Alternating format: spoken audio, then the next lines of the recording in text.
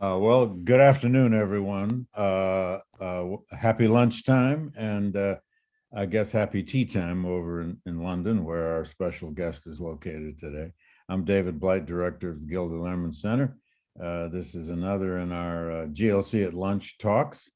We're thrilled today to have Teanu Reid as our guest, for once not speaking about the Yale and Slavery Project, where she has been a pivotal, crucial primary researcher now for, God, a year and a half.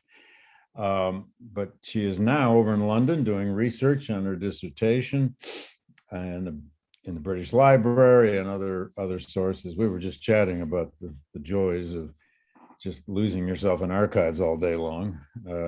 Envy, probably a bunch of other people here envy us, Teanu.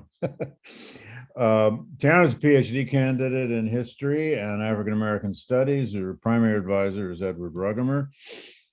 She's studies the colonial period and slavery, and this is a talk out of her dissertation.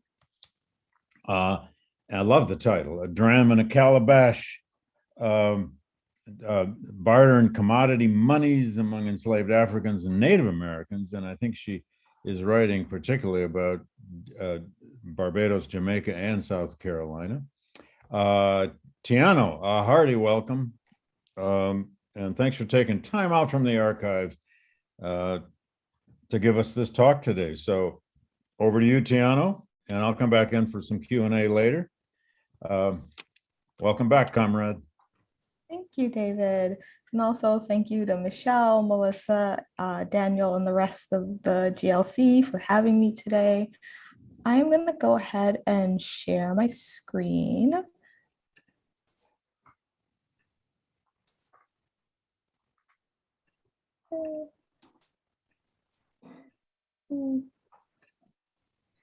Okay. So for today's talk, I'm going to start off by first explaining this image a little bit. It's used in the poster, and it is an image of a Negro market in the West Indies, but it can be more representative of an array of markets that were dominated by enslaved people during the period of chattel slavery. So in the Caribbean, throughout the Americas, and of course, in or on the continent of Africa itself, there were people, most notably women, who brought food and goods to be sold to other members of society. And before the abolition of chattel slavery, scholars like Jennifer Morgan and Stephanie Smallwood have argued that these marketplaces were crucial to the survival of enslaved Africans in particular. And in the 17th, 18th centuries, provision grounds and marketplaces were how enslaved people provided food and clothing for themselves and their families when many of their enslavers refused to do so. Today's talk will dive into how exactly marketplaces like the one that you see in this image, how exactly enslaved people were able to make purchases in this space, and also what were the things that were being purchased. So the first slide that we're going to get to before we jump into that is to get you into the mindset for today's conversation. So first, I'm going to pose a question to the audience today for you to think about. I'm going to give you all about 5 seconds, and I want you to think about what is money, is as in present day.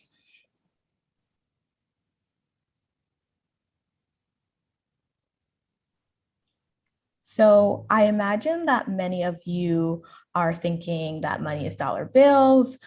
Maybe if you're also in the UK, you're thinking about it being, pounds. You're maybe thinking about coins, quarters, nickels, and dimes. Or maybe you're thinking about your credit card or cryptocurrency. I know that's very big in the media right now. Some of you might be thinking that money is what allows us to buy other things. And on a more technical note, some of you may be thinking that money is a medium of exchange. Whatever you're thinking, for the most part, money today in many countries is stable and standardized, and most financial transactions occur fairly easily. In the 21st century, money concerns revolve mainly around how much money people have, not what forms of money people have, or the different values of these monies. So, getting back now to the 17th, 18th centuries, if I asked you this question again, but now I changed from what is money to what was money, then this question becomes a little bit more complicated. Actually, it becomes a lot more complicated, and it becomes a lot more complex. And then the question gets even more layered if I ask you what was money for enslaved and free people of color, and then what could they do with it? So to the first question, money in the 17th, 18th century, particularly in Barbados, Jamaica, and in South Carolina, for starters, the most well-known and most common money that most people would have seen would have been the Spanish silver coin, the Spanish piece of 8. Also want to point out that they had many other names, like the bit, the reales, the Mexican or Peruvian dollar, Spanish dollars, Spanish silver, etc. Also take note that the coin was often broken up, and you can see the pieces of it in the image. And that's because even with Spanish coins coming in from illicit trade between the British and Spanish Empire, there was still a shortage of enough currency to go around. And so many people in British colonies broke up these currencies, these coins, so that each individual piece or a fourth or an eighth of it could go around and circulate as currency, helping to have a steady monetary supply. Alongside those coins, because there still wasn't enough of them, you had bills of exchange, which you see in the other image to the right of the Spanish piece of 8. These bills were not like the dollar bills that we have today. These bills of credit or these bills of exchange were IOUs, and they were backed by the promise of goods like tobacco, rice, rum, sugar. There was a promise that when the harvest came in, whoever would be paying the person. That wasn't, now it wasn't always those specific commodities, but the premise was always the same, that when some good came in, that the person would pay them back, or if, you know, there was going to be an exchange later and there was going to be currency later, Spanish coins later, they pay the person back at a later time. Then also commodities themselves function as money, and that will be the bulk of the talk today, particularly thinking about how enslaved people used commodities like tobacco and rum, how they use that in their exchanges at the marketplace. They did that, but also all the other colonists also use money, commodity monies, exchanged and bartered tobacco, or back their bills of exchange in sugar. They also needed to do this to get by. And so these were all the things happening. You also had Dutch coins. You have a lot going on. And I know at this point, someone's thinking, but what about the English coins? What about the English pounds and shillings? Well, there was actually a chronic shortage of English coins. And so English pence, pounds, and shillings were not very widely circulated. And most of the payments, even though you saw those units of accounts used, they were not actually the primary forms of payment for many of the transactions during this time. So there were serious consequences for the rest of the colonists and the rest of the people in these colonies, for taxes, for rent payments to be made. And there's an example on the screen here.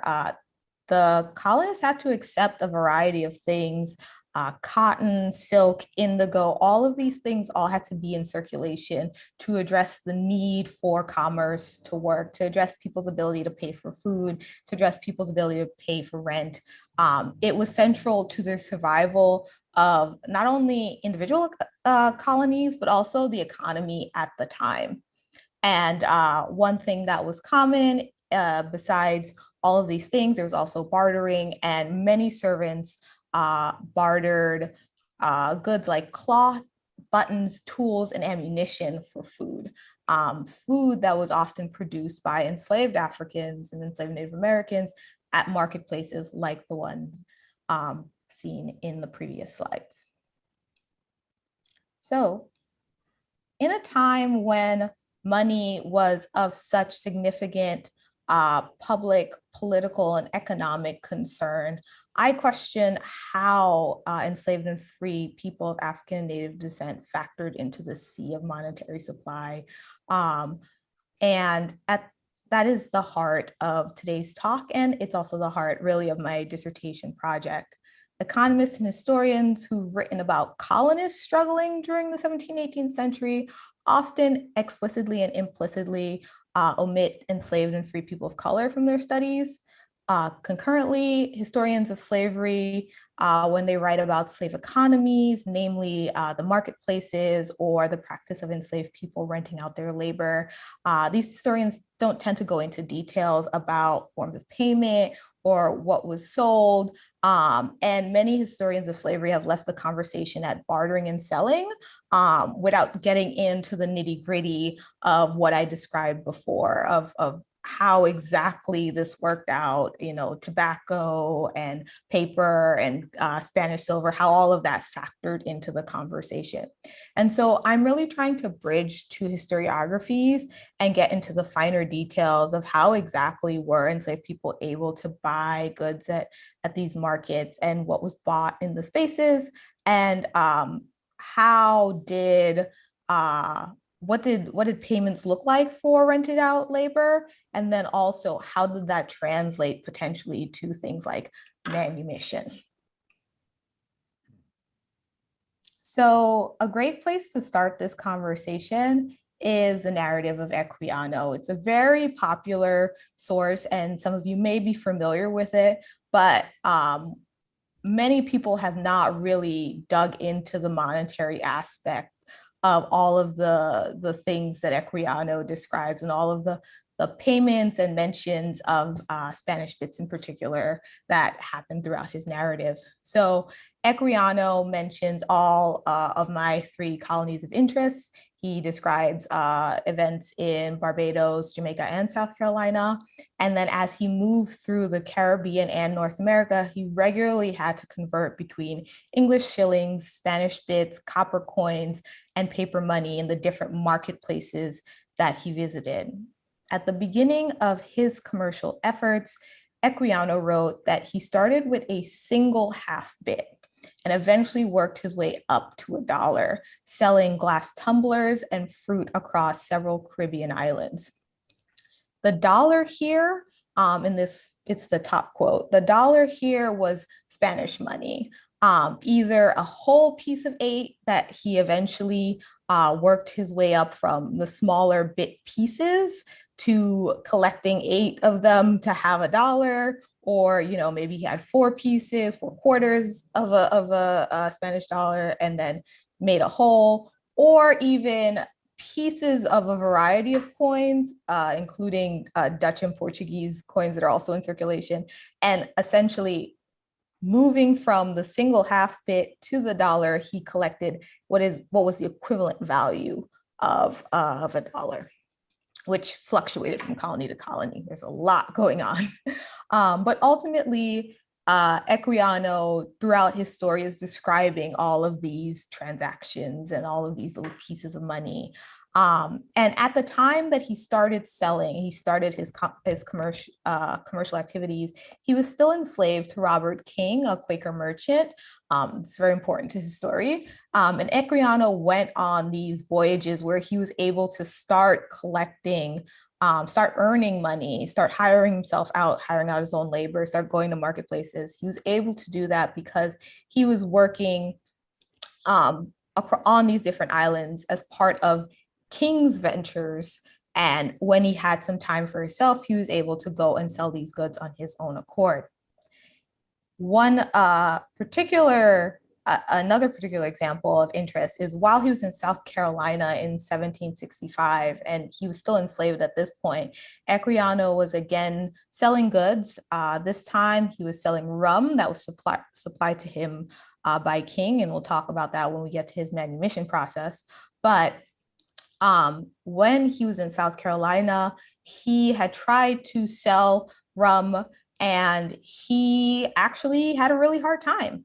The white man that he tried to sell that rum to refused to pay him, and he had to hunt that guy down. He had to run him down, and eventually he received some money, but the money didn't have any value, or the money was deemed worthless. So let's dig into this. First, because he was Black, Equiano regularly had to deal with white people stealing his goods. It's a common part of his story. And it's not only a part of his story, but it's also a part of the greater issue of these opportunities for free people of color, for enslaved people of color to make money. They were always circumscribed by their race. This example is from South Carolina, but it was something that happened everywhere in the British Atlantic world because there were no laws to protect enslaved or free people of African descent.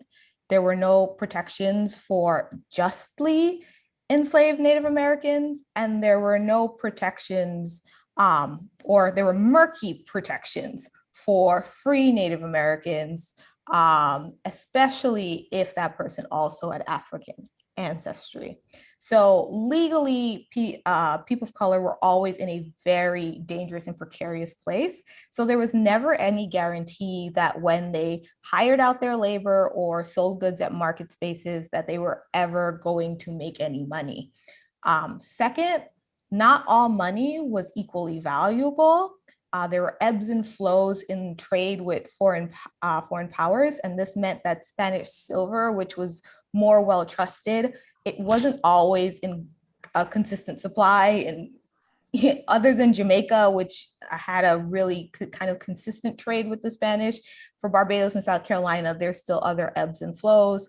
Wars factor into the monetary supply. There's a lot going on at any given time.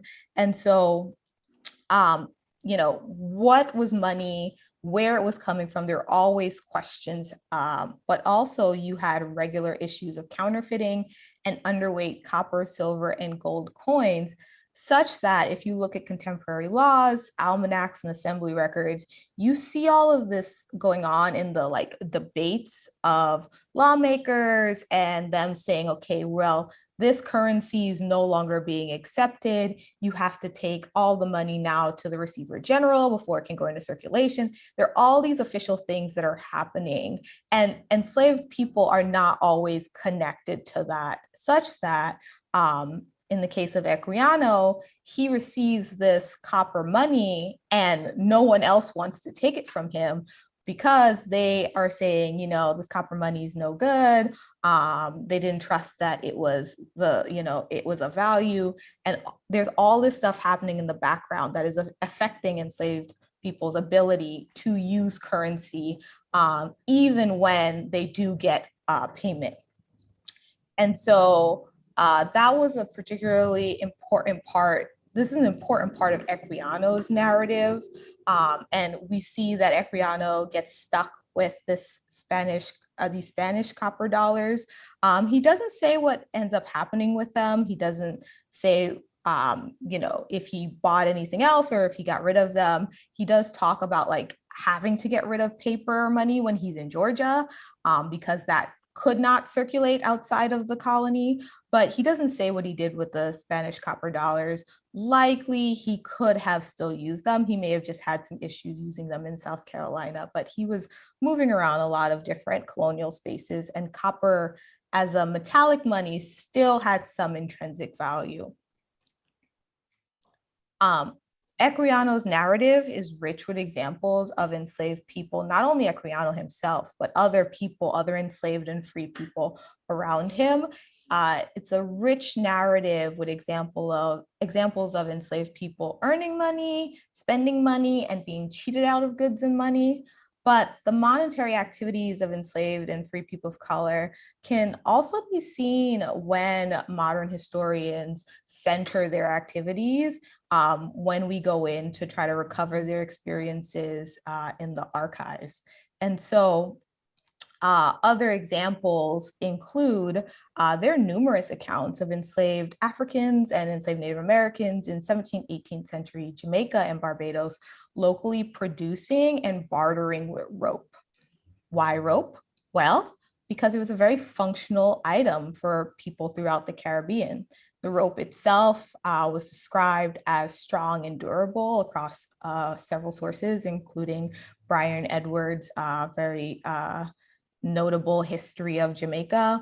Additionally, there's some accounts of the production and trade of rope that described how enslaved people turned the ropes into hammocks, into fishing nets, into halters for cattle, and bracelets for enslaved women.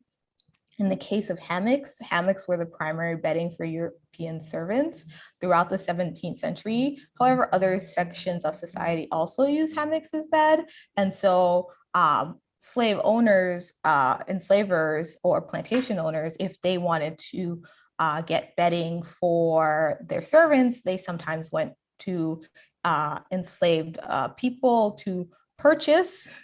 You have to use quotations. They didn't always deliver, but to purchase these hammocks from enslaved people. And the original users of hammocks were the native Arawaks and Caribs of the region. This is one instance of the use and transfer of indigenous knowledge and how it continued to impact the region, even as their numbers ebbed and flowed within the colony. And enslaved Africans were especially on the plantation or in spaces with enslaved Native Americans during the earlier half of the 17th century. But scholars have found actually, there's still enslavement of natives in the Caribbean happening even into the 18th century. So there is multiple areas and times where they're sharing knowledge of production, but also in market spaces and engaging with each other. And so you have that one thing happening where, okay, enslaved people are figuring out, okay, we can make rope and then we can make all these other things and then we can trade it with servants. We can also trade these with plantation owners. We can trade it with a bunch of people in the colony. We can engage in commerce. We can get to the goods we need with this particular method of bartering. You also have enslaved people across the three colonies. They were sometimes given or gifted drams of rum, or essentially bottles of rum. And if they weren't gifted rum, sometimes they just stole rum. They continued to grow tobacco themselves. This is after tobacco falls out of favor in all three of the colonies as like one of the major cash crops. You still have accounts of enslaved people growing tobacco or receiving tobacco kind of set aside or grown specifically for their consumption by enslavers. So that's still happening. And then when they were hired out, sometimes they were paid in coins, but sometimes they were paid in commodities like alcohol. You see rum, but you also see brandy and whiskey in that conversation. And so many people would rightfully assume that these commodities were consumed. However, that's not the only thing that happened to these commodities. Enslaved people understood that these commodities could also be used as currency. And in the event that maybe they didn't need to consume them or they didn't need to use them for their own, for themselves or for their own families, they could have, and they did, barter away alcohol and tobacco for cloth, for shirt, and for meat from European servants in particular. So with both rope and with tobacco and with rum, enslaved people, and particularly enslaved people and servants, are in market spaces together and exchanging these goods for other items that they deem more valuable to each of them at any given point in time. And so we now have a richer picture, richer picture of this marketplace in that enslaved people brought food that they grew on their provision grounds, expecting that they could earn pieces of Spanish silver. But also there was locally produced bracelets, fishing nets, and wares that were available for bartering. White colonists in need of supplies, in need of food, entered into these market spaces of enslaved people of color looking to buy, but unfortunately also sometimes looking to steal the things that they needed. And in some exceptional cases, a handful of enslaved people managed to scrape together years of savings to purchase their freedom.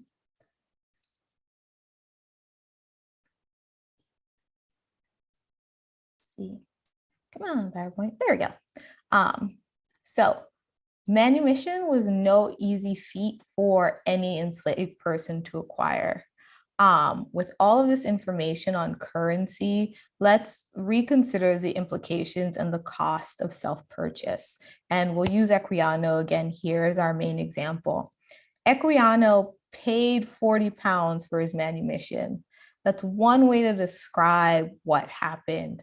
But another way of describing it is also to say Equiano spent years selling and bartering fruits and wares. He leveraged his connection to King to sell substantial quantities of rum and sugar. He worked countless hours of additional time to hire out his labor. And when he presented Robert King with the equivalent of 40 pounds for his manumission, King honored their agreement under no legal obligation, under there's no consequence if he decided he didn't want to do that. King went ahead and honored their agreement and let Equiano go. Each and every part of this story was important for Equiano to eventually purchase his manumission, and especially the rum and the sugar that he was able to sell for himself and on behalf of King.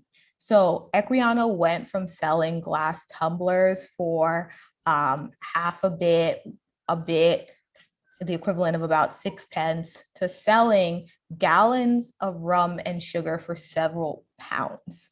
That is a large difference in the amount of money and the value of goods that he was selling.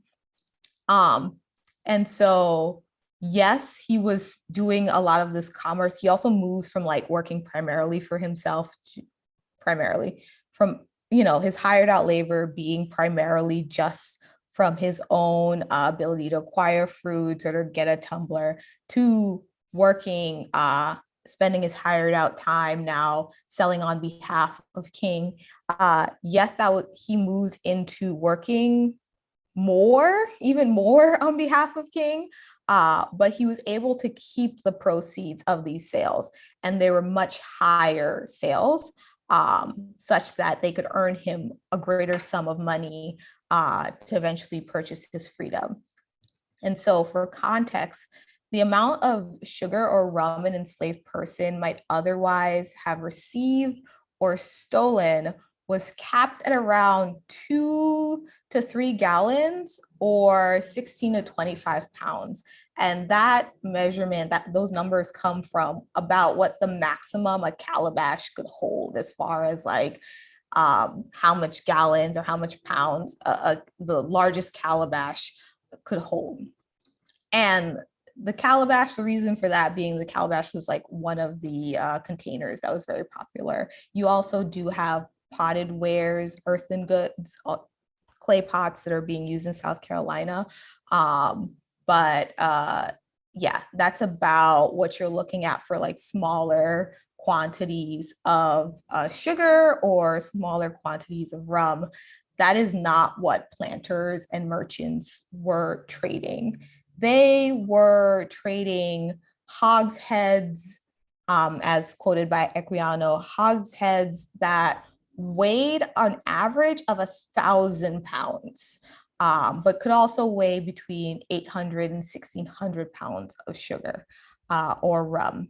When planters and merchants were talking about paying for rent and things like that, they were paying with thousands of pounds, 6,000 pounds of tobacco, 2,000 pounds of sugar for an enslaved person. Like, they were spending significantly larger amounts. They were bartering with significantly larger amounts of sugar, of these commodities, than what an enslaved person or even a free person of color had access to at marketplaces. The fact that Equiano was able to tap into this much larger commercial space through his enslaver allowed him to earn much more money, but also was an avenue to manumission that realistically often was not possible for many other enslaved people. And so when we think about how difficult and how complex manumission and saving for manumission would have been, this is how difficult it was for someone who had, connections or who had more access to making it happen. And it still took Equiano years. For the majority of other enslaved people, manumission was very unobtainable. Not impossible, because it did happen, but one of the things that my dissertation explores is how exactly, what were the realms of possibility, and what did this look like for a variety of other people? And I, look at other stories besides Equiano about how that was done.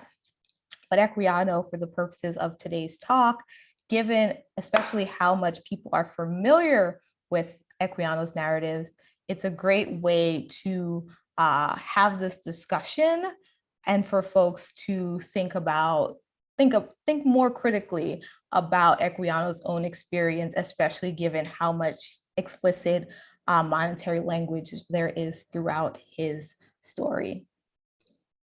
So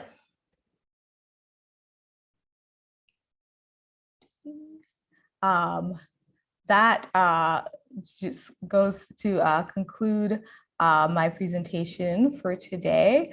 I hope that everyone over the course of this presentation has learned more about how enslaved and free people of color were affected by the lack of English coins, and how enslaved and free people of color carved out their own economic spaces for themselves, particularly with bartering and commodity monies, and how they, like everyone else in the English colonies, had to contend with a really large and constantly varying monetary supply that affected the decisions they could make, and also the purchases and things they could do with their lives. Today's talk highlighted a few examples of that, but my larger dissertation and the eventual book project that will come from that hopes to explain the story in greater detail. And so look out for the completion of the project when that happens. And thank you all for attending today. Thank you, Teanu. Daniel, can you restart my video? It seems to not want to start for me. You should be able to turn it on now. Yes, okay. Hey, thanks. Thanks, Teanu. You've stimulated an interest here in the questions, among other things, with that idea of Equiano purchasing his freedom, the relationship that required with his owner, and so on. This questioner, I mean, it may be a way for you to talk about it a bit more.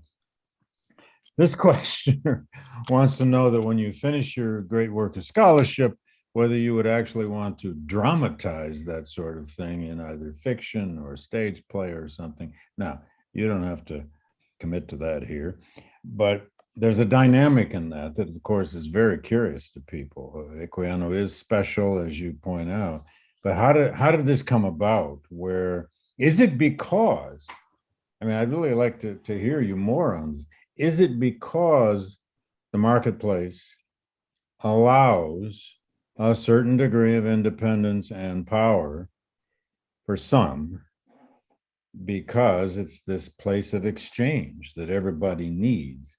And you might just reflect a lot beyond Equiano on larger cases of this between those who actually did put up money, however defined, to purchase their own freedom. Yeah. So one thing with the marketplace that's particularly important is it was absolutely a need across all of these colonies. And colonial legislatures really did not like that enslaved people had so much autonomy or that they were moving around so much in these market spaces. But even when they made laws against it, it was rare, they were rarely enforced because, as I tried to point out with like the servants in particular, you have broad segments of the population in addition to enslaved people who need food, right? Who need food, who need to figure it out, who need to get clothing, who need things. And so the marketplace brings these people to the table. And the other thing with King, he is a merchant, he needs his goods sold, right? So Equiano was selling on his behalf by the time he moves into selling selling the rum and the sugar. That is beneficial for King. He gets his goods discharged. Now, Equiano, of course, has to make sure he runs after people and collects the payments, right? Those folks can't just run off with it. But it is in King's interest to have these goods sold. That's how he makes his money as the merchant. And he doesn't start off by giving Equiano just like the biggest lump sum of all of his goods. If you look at merchant records, they are trading and selling large volumes of multiple hogsheads of sugar, multiple puncheons of rum, right? So he just gives Equiano some stuff on the side. It's like, here, you can go sell these, right? They might have not been his best quality stuff, and he really just needed someone to get it off his hands. So, it was always in King's interest to let Equiano do that. And where the kind of bigger sort of like personal question, and this is where there is like other scholarship on sort of like the Equiano and King, where it's like, and particularly thinking about the fact that King is a Quaker, his decision to honor the agreement, because that's one of the big things in the British Caribbean. You will see in the Spanish Empire, you will see enslaved people saving money, right? They can go to court, they can put their payment on the book, they can pay in installments. None of that is an option in the British Caribbean. There's no protections. So King's decision to honor that agreement, right, and to let Equiano go when he does cough up the money, that is more of the like surprise. That's the thing where it's like, this might not have been in his best interest, because now he loses a laborer and someone who was very good at earning him money. Yeah, I mean, I've taught Equiano before, although it's been a while. And I guess I had forgotten how much of that book is about his pecuniary life. He's got to live, and it's a big part of his story. I'd forgotten all of that.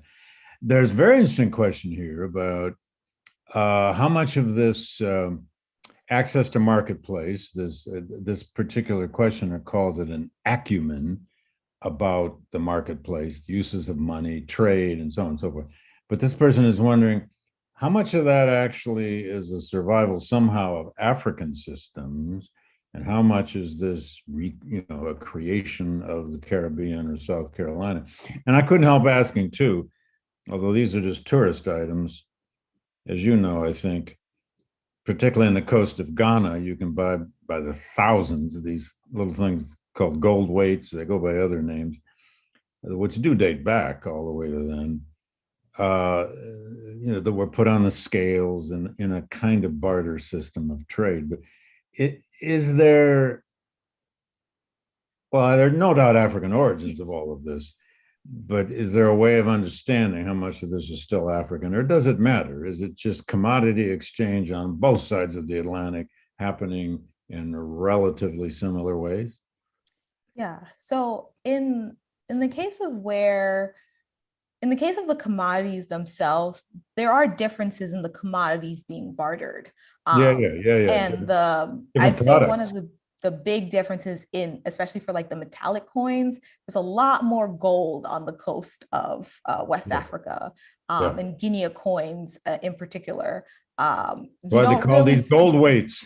yeah, you don't really see gold coins, or I haven't seen much conversation of gold coins in relation to enslaved people. Yeah. Um, that's not really flowing into their hands, Mhm. or gold dust or anything related to gold. Like that's a very different Mhm. monetarily. The metallic that enslaved people that they're getting their hands on is usually silver and to some degree copper, and then there are different issues with copper and counterfeit and all types of things going on.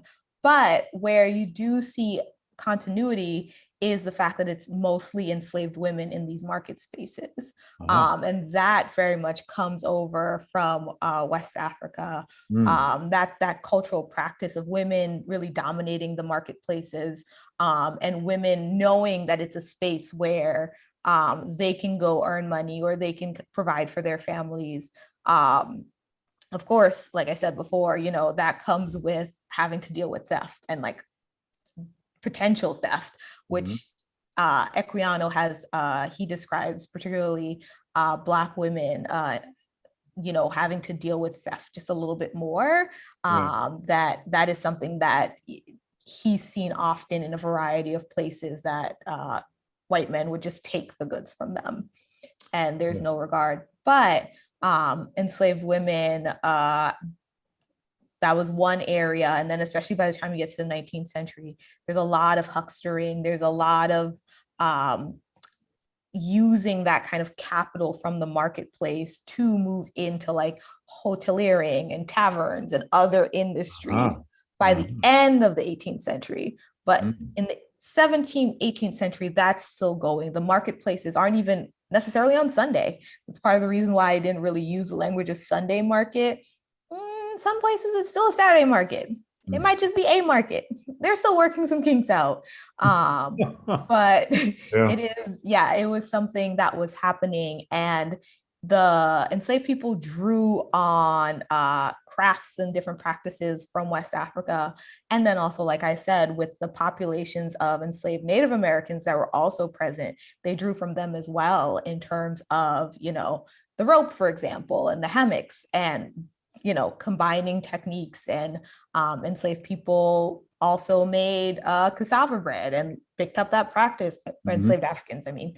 And so, there's a cultural blending that starts to happen that draws on both of those spaces. And of course, there is some European influence as far as the different types of goods or cloth and all of that stuff and the valuations. So the marketplace has strong African heritage, but it also is very much influenced by the other people in each of the colonies. Yeah, and especially this rum thing. I want to bring you back to that. But Michelle has a question. I'll just let her pop back on and ask it herself.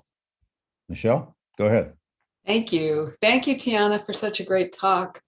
My question is kind of a nuts and bolts question, but I'm wondering, like in terms of bartering and in terms of, just commodities as currencies, how were the rates of exchange established?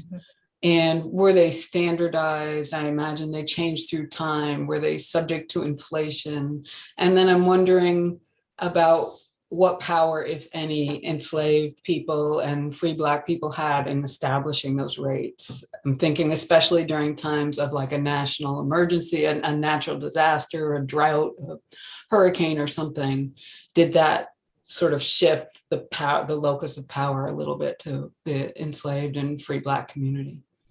Yeah, so there are definitely various laws on the assembly books that are establishing, for taxes, it is 50 pounds of tobacco per acre. Or, if you have, South Carolina has one where it's like, to settle any debts, you need to, a pound of tobacco will be X amount of pence, equal to X amount of pence, and then you settle you settle whatever dispute you have, unless it's stated otherwise. You settle it with these established rates, and the rates of tobacco, but there's also rates for other goods. For pork is something else that's being used as money at different points in time.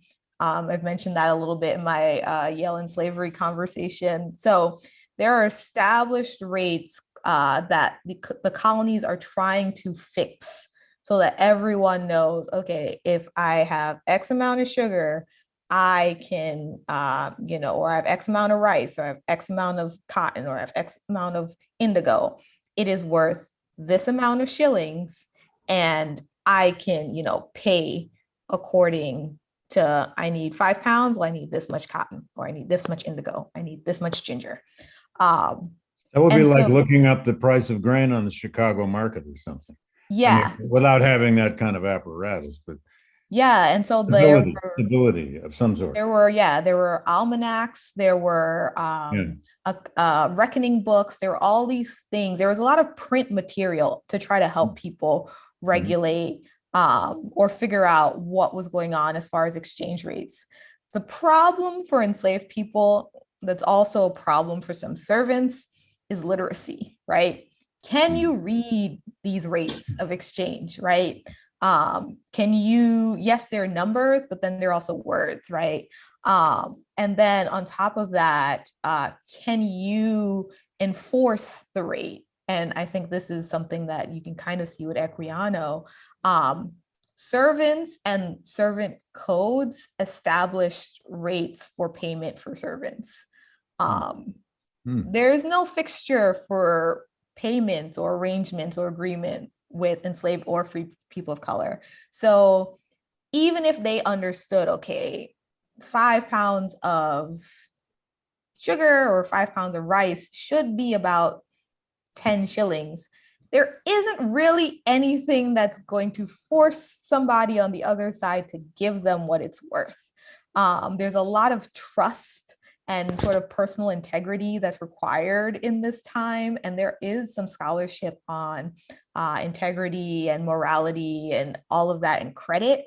It tends to focus more on like credit in Britain than it does in the colonies or involving enslaved people. But there's a moral sort of ethical component to people saying, okay, this is what something's worth, and then someone honoring that agreement to pay them. So yes, there are things on the books, but there's a lot of interpersonal stuff. As far as using certain commodities as both a commodity money and for bartering, when a commodity money, like let's use tobacco, for example, because all 3 colonies are using tobacco in both ways at different points.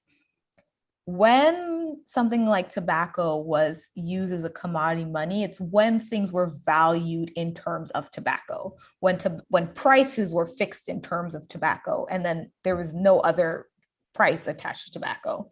So you can pay your taxes, established rate. This is all like official legal standard stuff.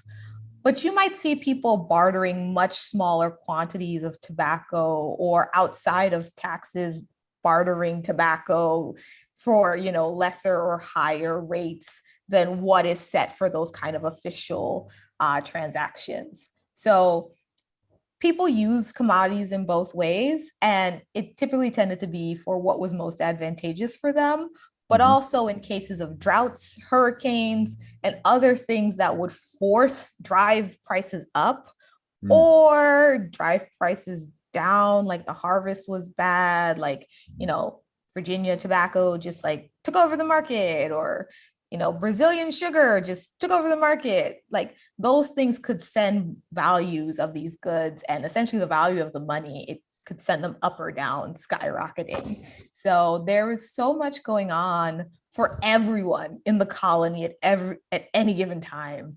And I try to set some parameters in the dissertation.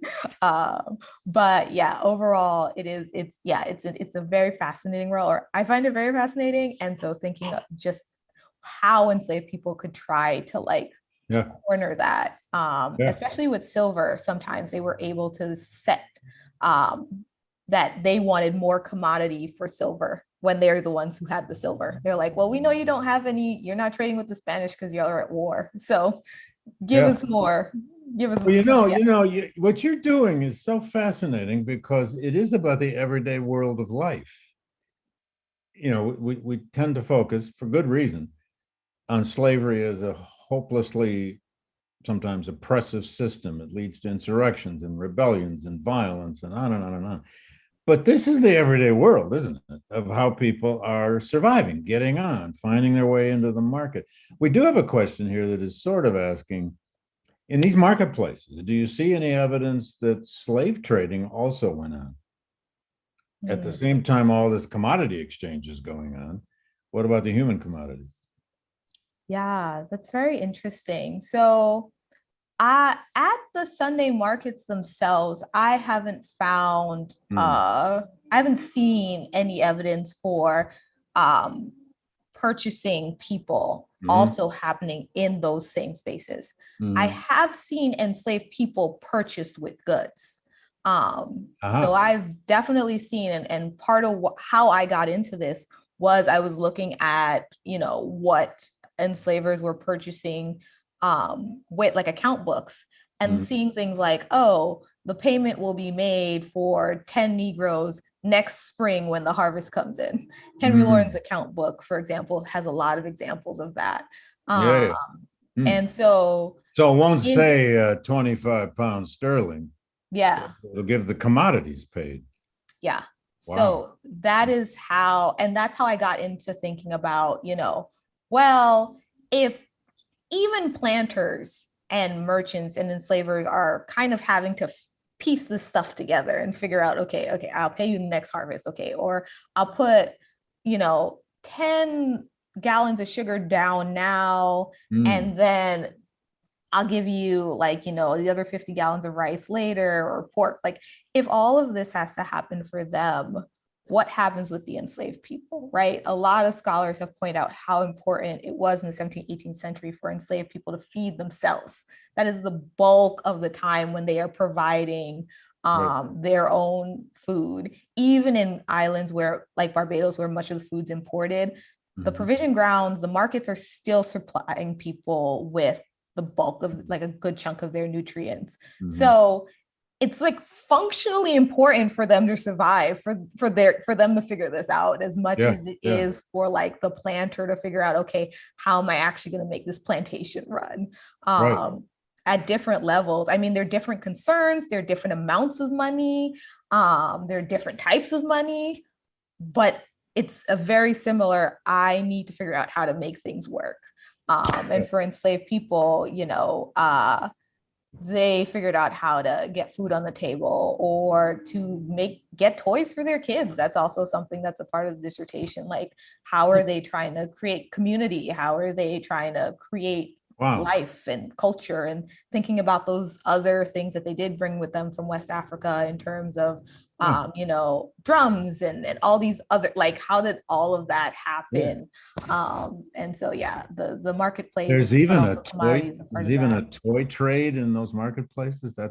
People are buying toys, people are buying bracelets, people are, there's stuff about Christmas and how they are buying meat especially, but then Equiano buys himself a whole suit for his manumission. So it's slavery is definitely a very oppressive system, and that is crucial to understanding the environment these people were in. But they were also people trying to survive, trying to get to the next day, trying to provide for their families, their children, spouses. And so thinking about how did they do that, and what they were doing is and all people will find some way to find adornment, right? I mean, in any culture, at any time, anywhere. Can I ask you a last question? Because it's right in your title. You mentioned rum. And rum, of course, becomes, the product of the molasses that comes from the sugar. But almost all that rum had to be made up here, right? I mean, or in North America, in the refineries, especially of the middle colonies and right here in New England. and then it has to get back to those markets in Barbados. As you pointed out, Barbados is one of those islands that has to import almost everything. Talk a bit about rum, if you would, its place in this system, on the ground in these marketplaces. A whole calabash of it goes for whatever, but it's all refined up here, right? So rum is, and really alcohol is very interesting as a commodity money. Yeah. And definitely how I think sort of like some of this conversation has just kind of flown under the radar with some other historians is the fact that like a lot of people just assume you drink rum, which yes, you drink rum, right? That is a part of it, but also it's functional. So you don't have to drink the rum, right, especially if you don't want it. You can use it to buy things. It's a currency. It's a currency. Right? It is currency, but also, alcohol functionally can be currency. So you have things moving up to the North American colonies. You have rum. You also have brandy. You have other, alcohols being produced and value being attached to them as well, such that an enslaved person can, if they're gifted it, which sometimes they're gifted it as compensation or incentive. Usually it's incentive to do something. Or if they stole it because they're like, well, I can just go take it to the market. I don't really need to ask you. Then they could go ahead and they had an understanding that this was valuable. They knew what could be done. And there are references in one planter, Henry Jacks in particular, makes a reference that his enslaved people understand that the rum, the molasses, the sugar, they understand that that's money. And he tells his overseer, make sure you lock that stuff up. They can't get anywhere near it because they are not just taking it to go, they're also taking it to try to use, to exchange it for things, stolen goods with other enslaved people, trade with servants. And he's like, you have to cut all of this out, lock up the stuff. But a lot of it is there's this trade up to North America of these goods. There's a refinement process, then it goes to England, and then it's bought back through to the colonies. And so you have refined sugar and unrefined sugar in this conversation being worth different currency, molasses and different types of alcohol being worth different sums of money, right? So all the sort of like manufacturing process itself is also affecting the value of these goods. Who made it, if it's like, French, or if it's, English, if it's from Brazil, like you see all these references to these different islands, French islands, etc., and how that's affecting prices and how that's draining maybe Spanish silver, but bringing in Portuguese gold and Dutch stuff. So it is, the movement and manufacturing and production of rum, especially, all of that is having so many effects on this monetary supply. And we do have one. I'm going to ask one last question that came in from our audience, and it's kind of a bigger question, but it's asking essentially this notion of manumission or self-purchase, which isn't necessarily the same thing, but whatever, becoming free by this means. How different was it from one empire to the other? In other words, did this happen more among the British in the British colonies as opposed to the Spanish colonies? Or do we know? Yeah, so manumission is much higher in the Spanish colonies than in the British colonies. Yeah, and that's what this question implied. Yeah, part of that is many scholars have attributed it to the legal protections that the Spanish Empire had. But one of the things that I'm toying with, and haven't quite made this argument, I'm still writing, still researching. One of the things that I think that's a part of the story is also the fact that the Spanish Empire has currency, like has silver. Like enslaved people don't have to scrape together and steal bits of rum and bits of sugar and some tobacco here and some rice there and hope it doesn't go bad by the time you want to purchase your freedom 5 years out. Like it's just It's money not, that can spoil, right? yeah, it's functionally a different thing. Right. And also, I don't know if anyone knows, but so this is 5 liters. I forgot to bring it up during the talk. So this is about a gallon. It's a little more than a gallon.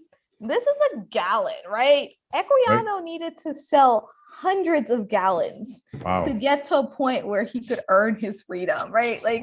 Yeah. How physically daunting does that become Yeah. versus like, I got some coins and I can just go take all of these coins now to the market. Like it's Yeah. just so I'm trying to think about these empires in conversation, specifically that point for thinking about, is part of the struggle for enslaved people in the British Caribbean or the British Empire, South Carolina, Georgia, etc., is part of the problem that the British have no coins and that they like their job just got exponentially more difficult, right? Yeah. You're not going to barter a cloth with your slave owner to get your freedom. So if that's all they have, it's like, well, you're kind of stuck, even if you can get it. Right. Well, listen, and by the way, how big is the calabash? So a calabash, you're looking at at the largest, you're looking at between 2 to 3 gallons. Oh, okay. So you're looking at like something that's Yeah. about double this size, maybe 3 Okay. times this size. Yeah. And yeah, not very discreet if you're stealing. Yeah, No. it's a very It's difficult like carrying a process. barrel, right? Right. So and a barrel would have been even bigger. So you think about the barrels of rum, a Yeah. hogshead of rum that's like 600, it's like 1,000 pounds for a hogshead, right? Yeah. Like Yeah. you're not going to just lift one of those off of a plantation and just Yeah. discreetly sell that around. So yeah. Well, this is so valuable, the work you're doing. I know it's much more complex than this short talk can portray, but you've gotten inside of this, whatever you want to call it, real economy, alternative economy, but this monetizing of goods. And we always use this word goods, goods. Well, what's a good? Well, it turns out it's a lot of different things in this colonial world and this world of slave societies, because that's really what all these places are. I mean, your South Carolina, your Barbados, and Jamaica are true slave societies.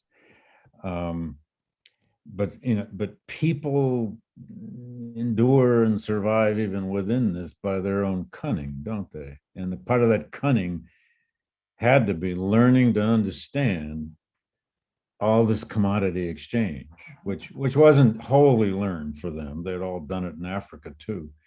But it's amazing. It's going to be an amazing book. Can't wait for it. And I just want to say again to everybody, well, thank you in front of everybody, but also thank you for all the work you've done on the Yale and Slavery Project. And I know you're still engaged with all that and providing us a lot of 18th century material. You're a special friend to everybody here, Teanu. Take care of yourself over there. Duck the COVID, and duck the Brexiteers, whatever. And otherwise, just enjoy London. We miss you here, but you'll be. How long are you going to be over there? Be here until about May. I hope Good. to maybe have about 2 chapters soon. I'm working. So for anyone who's interested in maybe reading some of this, there is an article draft that's happening that will be out much sooner than the dissertation. So good. That's the way it's supposed to happen. Article first. Definitely look forward for that to come out. And I'm sure you got daffodils up all over the place in London. I know they all come up in February. Flowers are coming out. You're ahead of us, and enjoy it. Thank you, everybody, for coming today. A quick reminder, tonight at 9 p.m. on HBO, there's a special new documentary on Frederick Douglass. And we'll see you at the next GLC at lunch, which is next week, on Wednesday of next week. So, Teanu, thanks. Bye.